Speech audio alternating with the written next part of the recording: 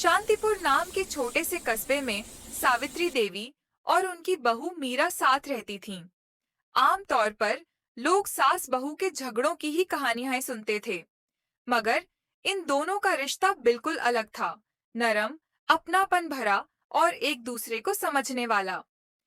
मीरा शादी के बाद जब पहली बार ससुराल आई, तो डर से उसका दिल तेज तेज धड़क रहा था। उसे लगा था कि सास उससे ढेरों उम्मीदें रखेंगी, छोटी सी गलती पर नाराज हो जाएंगी।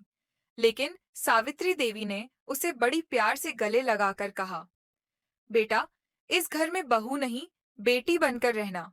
काम हम दोनों मिलकर करेंगे। मीरा को लगा जैसे उसके कंधों से बोझ उतर गया हो। धीरे धीरे समय गुजरने लगा। दोनों सुबह रसोई में साथ बैठकर चाय बनाती, साथ खाना पकाती और साथ ही हंसती।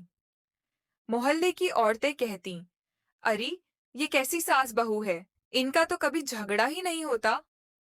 पर कहानी पूरी ऐसी भी नहीं थी।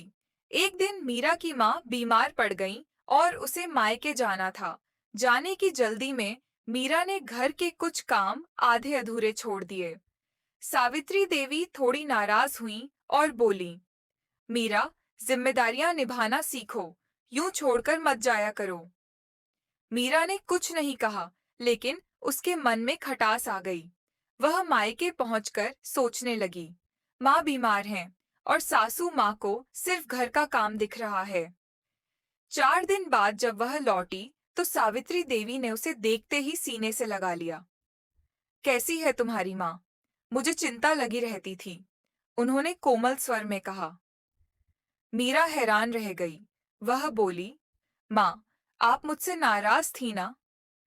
सावित्री देवी ने उसकी आंखों में देखकर कहा, बेटा, नाराजगी सिर्फ शब्दों की थी, दिल में तो बस चिंता थी। तुम अकेली इतनी चीजें संभालती हो, इसलिए चाहती हूँ सब ठीक से हो। तुम्हारी माँ भी मेरी ही उम्र की है, उनका ख्याल रखना पहली जिम्मेदारी है। घर का काम तो मैं देख लूंगी। मीरा की आंखें भर आईं।